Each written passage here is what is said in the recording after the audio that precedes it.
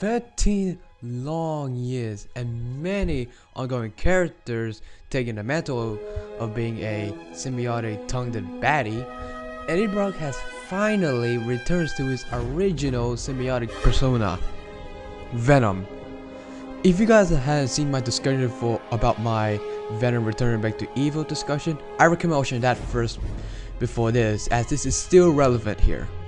To start off with, hearing this news of Eddie Brock Venom duo resuming back to his pages had me so pumped, full of joy and faithful about this unexpected take after my rant about introducing this new character Lee Price corrupting the poor tormented symbiote just for the sake of its own bidding. Just a note, from this point Eddie Brock has developed well in trying to redeem his own actions for all the evil and bad endeavors he inflicted among others in the past, including Spider-Man.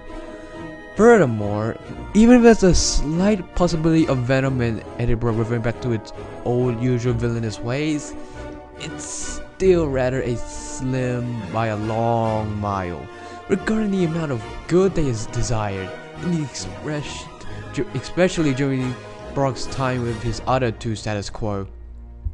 Speaking of those status quo, if I ever had a choice between two of Eddie Brock's symbiotic characters, if not Venom, I'll most preferably stick with his anti-Venom, because anti-Venom is just like the opposite of Venom, which is something Eddie tries to be as to steer himself away from his dark past, so it does make sense.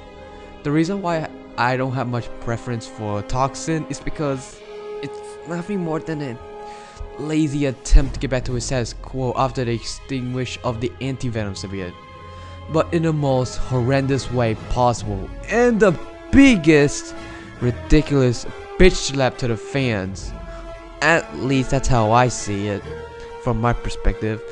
And oh boy, I'm actually glad they rid him of that symbiote for a chance to see him as Venom again.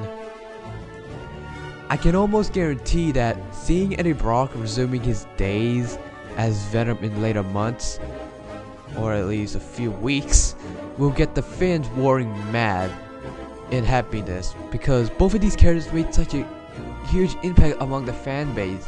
Some may even consider him the #1 villain in the Spider-Man universe, which is something I can easily agree with. After like many bold mishaps with the terrible portrayals of the character in previous movies, cartoons, etc., I can say they will do Venom justice. At least I hope so, without them mucking it up.